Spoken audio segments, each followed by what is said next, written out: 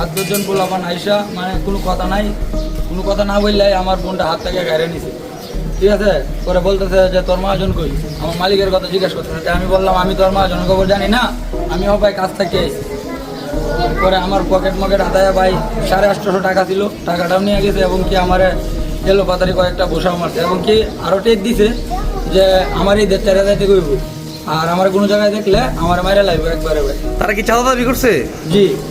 তারা কে? তাদের নাম?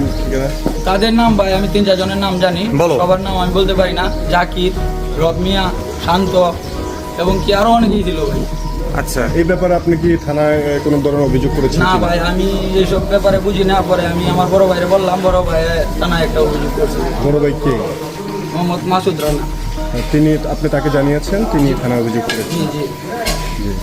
আর আজকে কি হয়েছিল? আজকে ভাই 50-60 জন পোলাপান নিয়ে অস্ত্র নিয়ে আমাদের এইদিকে মনে করেন অ্যাটাক করতে তারা আইছে।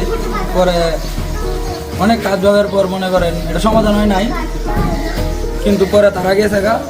পরেরটা আর ভাই আমি বলতে পারি না। আজকে কি দেশীয় অস্ত্র নিয়ে আসছিল তারা? জি জি, সবার হাতে অস্ত্র ছিল। কি ধরনের অস্ত্র ছিল তাদের হাতে? ভাই ছুরি ছিল, আপনার দাও ছিল, মানে অনেক প্রকারের অস্ত্র। এখন আপনি কি চাচ্ছেন? এখন ভাই আমি কোনো কিছু চাই না ভাই, আমি শখের মানুষ, আমি 500 টাকা হাজিরা কাজ করি ভাই। আমার একটা বোন আমি শখের বসে অনেক কষ্টের পরে ভাই কিনছি ভাই ফোনটা, ঠিক আছে। তাইলে আমার ফোনটা আর আমার টাকাটা দিলে ভাই আমি অনেক খুশি হইতাম ভাই। আর আমার ফ্যামিলি ভাই তেমন চলে না ভাই, আমি দিন রোজগার করি, দিন আমার ফ্যামিলি হাট বাজার নিয়ে যায়, পরে মনে করেন ওইটা খাবার মনে করেন গ্রহণ করি। আচ্ছা, তারা যে এখানে আসছিল তারা কত টাকা চাঁদা চেয়েছিল সেটা কি আপনি জানেন কিনা?